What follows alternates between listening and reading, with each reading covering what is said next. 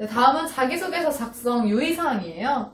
이제 자기소개서를 실질적으로, 본격적으로 이제 준비를 하고 작성을 할 텐데, 유의사항이 있어요. 여기서 조금 무섭게 해놨거든요. 뭐, 이걸 쓰면은 빵점 처리하겠다, 이런 식으로 해놨으니까, 우리는 여기에 위배되지 않도록 자기소개서를 잘 작성해 봐야 될 테니, 하나하나 유의사항을 확인하도록 할게요.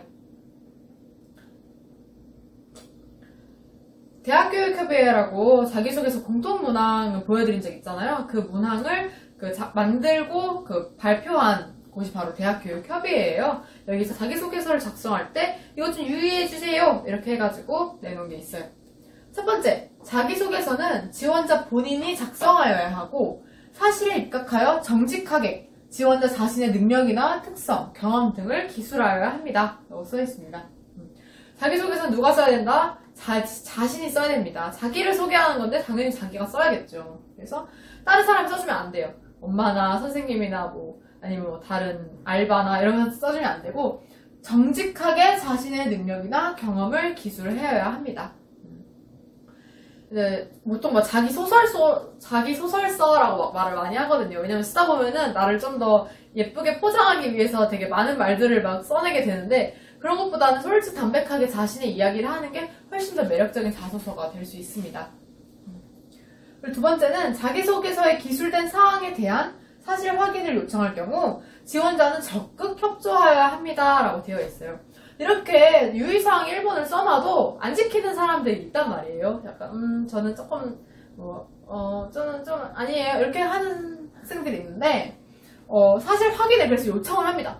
예를 들면 대표적으로 면접에서 물어봐요. 자기소개서나 서류에서 이런 활동을 했다고 쓰여 있는데 어떤 걸 느꼈나요? 왜 하게 되었나요? 이런 것들을 면접에서 물어봐요. 그럴 때 면접에서 나중에 답변 드릴게요 라든가 저는 이 답변을 생략하겠습니다 이렇게는 말을 못 하잖아요. 그렇기 때문에 지원자는 적극적으로 협조해서 면접관이 물어보는 것이나 아니면 확인 전화가 올 수도 있어요. 확인 전화에 응답을 적극적으로 해야 된다라는 거를 알려주고 있습니다. 세 번째, 거의 제일 중요한 부분이라고 볼 수 있어요. 제출된 자기소개서는 표절, 대리 작성, 허위 사실 기재, 기타 부정한 사실 등의 검증을 위해 유사도 검색을 실시한다 라고 되어 있습니다. 유사도 검색이란 건 뭐냐면 나의 자소서가 다른 사람의 자소서랑 조금 일치하는 부분이 몇 %인지 얼마나 유사한지를 알려주는 프로그램이 바로 그런 유사도 검색 프로그램이에요. 그래서 이렇게 딱 그 프로그램을 돌리면 나의 자소서가 몇 % 일치함 이렇게 나와요. 그래서 이게 몇 % 정도 넘어가면은 표절 의혹이 있으니까 이거에 대해서는 좀 더 신중하게 평가한다 이런 말이 되겠습니다. 그래서 해당 사실이 만약에 발견됐어요. 예를 들어 100% 정도 이게 되잖아요. 그러면은 불합격 처리되면 합격 이후로도 입학이 취소될 수 있다는 말입니다. 합격을 하고 2월이 됐어요. 2월이 됐는데 그때서 발견됐어. 이 사람이 표절을 했다는 거. 그러면은 입학을 했음에도 불구하고 취소된다. 입학 취소를 해버리겠다라는 겁니다. 어마어마하죠. 그렇기 때문에 이런 양심상의 문제를 벗어나서 일단 남이 써주는 자기소개서는 절대로 매력적인 자기소개서가 될 수 없어요, 여러분. 내가 나에 대해서 알지. 내가 한 일들이고 내가 느낀 점들을 써야 되는 건데 남이 나의 감정을 어떻게 알겠어요? 남이 써주는 건 수려한 기술, 수려한 문장, 그런 기술력에 따른 문제, 스킬에 대한 문제지 절대로 좀 특색 있고 매력적이고 좀 풍부한 자소서가 될 수 없다는 것을 반드시 말씀을 드립니다.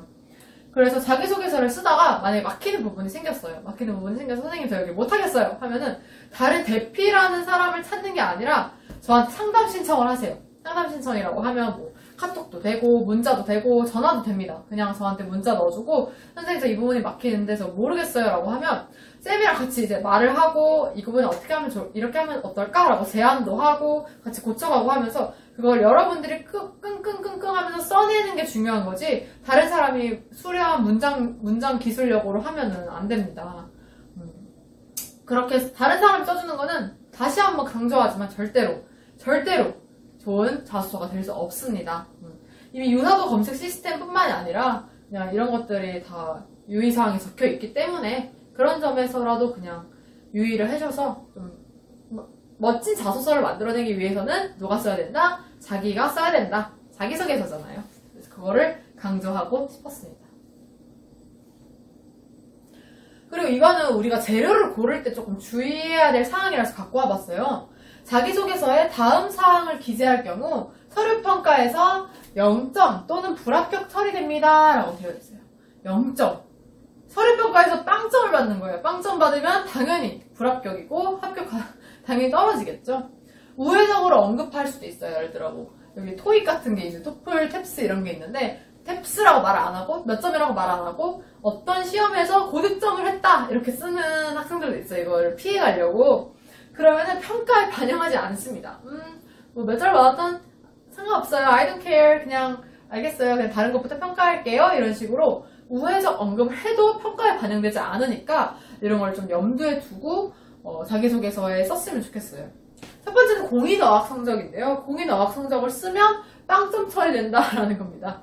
어떤 것들이 있겠냐? 영어, 중국어, 일본어, 프랑스어, 독일어, 스페인어, 러시아어, 그리고 한자 시험들, 뭐 한자 급수 자격 검정이라던가 아니면 뭐 한자 급수 인증 시험, 자격 검정 시험 이런 것들, 외국어나 공인 어학 성적에 포함되는 것들을 쓸 경우 몇 점이다? 빵점이다. 0점을 받아서 불합격 처리된다 라는 것을 말씀드리고 싶습니다. 그리고 두 번째는 수학, 과학에 대한 외국어 교과에 대한 교외 수상 실적이에요. 교외라는 말은 없어도 되겠죠? 왜냐면 우리는 그냥 수상 실적 이런 걸 쓰지 말라라고 이해를 하면 되겠습니다. 수학에 대해서 예를 볼까요? 한국 수학올림피아드, 도시대학 국제수학 토너먼트, 국제수학올림피아드 이런 것들이 있겠고, 과학은 한국 물리올림피아드, 화학올림피아드, 생물올림피아드, 천문올림피아드 이런 것들이 있겠고요. 외국어는 이제 뭐 전국 초중고 외국어 경시대회라던가 아니면 국제영어대회, 국제영어 글쓰기 대회 이런 것들 다양한 대회들이 있어요. 이런 것들을 쓰지 마세요 라는 겁니다. 왜냐면 이런 것들을 쓰면 조금 다른 시간으로 공정성이 좀 위배되잖아요. 이런 거를 한 학생들이랑 안 한 학생들이랑 공통적으로 평가해야 되는데 그렇게 되지 않으니까 아예 쓰지 말라고 이렇게 유의사항에 말을 해줬습니다. 그래서 앞에서 제가 말씀드린 항목 외에도 대회 명칭에 수학, 과학, 외국어 등의 교과명이 명시된 각종 대회의 수상 실적을 작성했을 경우에는 불합격 처리한다 라고 나와 있어요. 그래서 이러한 대회나 이런 거 나가는 것도 물론 좋고, 그리고 자신의 실력을 테스트해보고 경험의 느낌으로 나가는 건 좋은데, 이걸 자기소개서에 써서 굳이 나의 이런 다른 엄청난 장점들이 있음에도 불구하고 빵점을 받거나 불합격을 받는 건 너무 속상하잖아요. 그렇기 때문에 우리 학생들 같은 경우에는 그러지 않았으면 좋겠습니다. 우리는 쓸 때 자기소개서 재료 같은 거 찾아오거나 써올 때 이런 유의사항을 한 번만 더 확인을 하고 써오면 좋을 것 같아요. 아시겠죠? 이런 거 말고도 너무 많아요. 매력이, 장점이 너무 많습니다. 그렇기 때문에 이런 걸로 드러내지 맙시다, 우리. 그럼 이제 학생들은 물어봐요. 선생님, 한국사 능력 검정 시험은 어때요? 수학도 아니고 과학도 아니고 외국어도 아닌데요? 일단 수학, 과학, 외국어 교과에 포함되지 않기에 기재가 가능합니다. 일단은 가능해요. 일단은 가능하지만 저는 추천드리고 싶은 건 지원하려는 대학에 전화로 문의를 한번 해주셨으면 좋겠어요. 왜냐면 대학마다 이거에 대해서 이것도 그냥 검정 시험으로 평가해서 아까처럼 불합격 처리하는 그런 대학들도 있단 말이에요. 대학마다 평가 기준이 다르기 때문에 내가 지원하려고 하는 대학이랑 학과를 정했으면 그 대학에 전화를 해서 저희 한국사 능력 검정 시험 성적이나 아니면 이런 경험을 자기소개서에 쓰고 싶은데 어떻게 써야 될까요? 써도 될까요? 이렇게 여쭤보시는 게 가장 빠르고 또 안전한 방법이에요. 딱 된다, 안 된다 이렇게 말할 수가 없는 게 바로 이 한국사 능력 검정 시험이라서 각자 지원하는 대학에 전화로 문의해서 확실한 답을 얻는 게 가장 중요하겠다라고 말씀을 드리고 싶습니다. 실제로 작년에 저랑 같이 준비했던 친구의 경우에는 어떤 대학은 되고 어떤 대학은 안 된다는 거예요. 그래서 되는 대학에서는 이 활동, 한국사 능력 검정 시험을 넣어서 자기소개서를 다른 버전을 하나 만들었고, 안 되는 대학 같은 경우에는 다른 활동을 그 자리에 넣어서 안 되는 대학 버전으로 하나 만들었어요. 그래가지고 두 가지를 동시에 쓰는 방향으로 그렇게 했습니다. 그렇기 때문에 다시 한번 강조드리고 싶은 건 전화로 문의하는 거예요. 전화 꼭 해보셔야 됩니다. 그리고 5번째는 학교생활교육부에 기재할 수 없는 주요 항목은 작성할 수 없고 어학연수 등 사교육 유발 요인이 큰 교외활동의 경우에도 작성이 제한된다라고 말을 돼 있어요. 예를 들어 너무 집이 부자인 거예요. 그래서 막 어디에 막 엄청난 어학연수를 갔다 왔다 이렇게 쓰면은 입학 사정관들이 봤을 때 그 평가자들이 봤을 때 이 학생을 어떻게 평가해야 되지? 이렇게 생각이 들 수도 있어요. 그렇기 때문에 사교육을 좀 줄이고자 하는 게 우리 그 대학에서의 큰 목표잖아요. 사교육 그 정부의 큰 목표이기도 하고 그래서 사교육 유발 요인이 큰 교회 활동의 경우에는 작성을 조금 피해라 이렇게 말을 해주고 있습니다. 어학연수에 대해서 우리 친구들 같은 경우에도 어학연수에 다녀와서 자기소개서를 같이 저랑 쓰고 있는 친구들도 많은데 어학연수 자체는 괜찮아요. 어학연수 자체는 괜찮은데 거기서 막 그런 거 있잖아요. 뭐 승마를 했다, 뭐 요트를 탔다 이런 것들에 대해서는 추천하지 않는다 이렇게 나와 있는 거죠.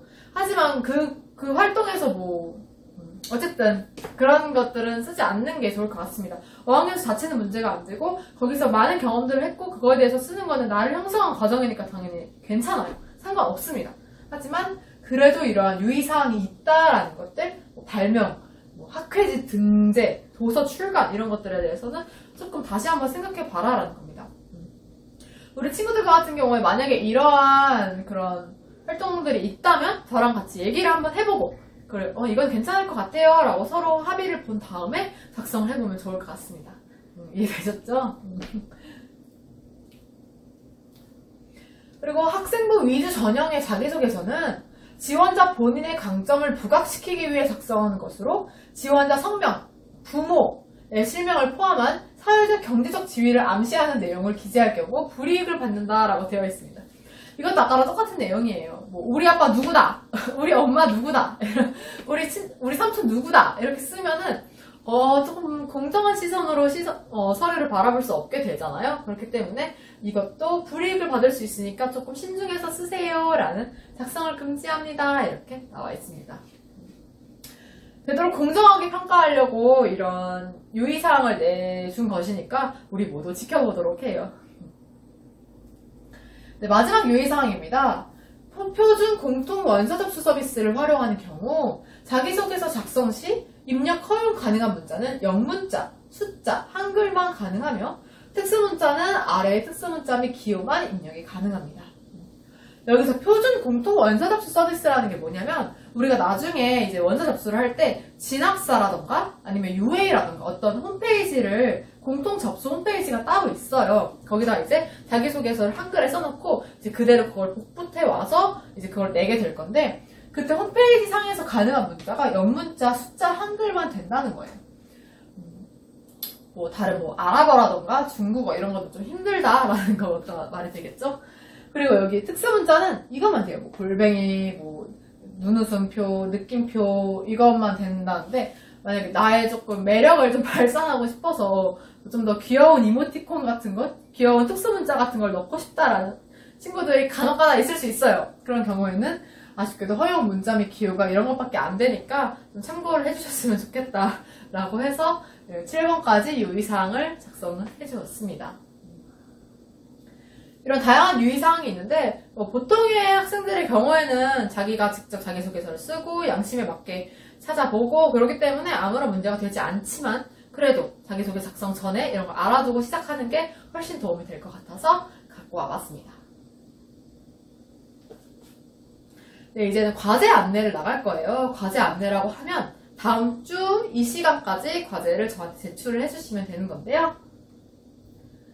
보통 학교생활기록부가 발급되고 학교생활기록부를 보면서 자기소개서를 작성하는 친구들은 자기소개서 작성할 때 딱 자기 옆에 생활기록부를 딱 놔요. 그래서 여기는 이런 활동을 한번 써봐야겠다 하면서 쓱쓱쓱 찾아가면서 이렇게 본단 말이에요. 그렇기 때문에 우리도 그런 거를 같이 준비를 해봐야 됩니다. 자기소개서를 작성할 때 계속 참고할 자료를 우리도 만들어 놔야 돼요. 계속 보면서 이거는 이 부분에는 이게 더 낫겠다. 이 부분에는 이 활동이 더 맞겠다라고 하면서 배치를 계속 자유롭게 해야 됩니다.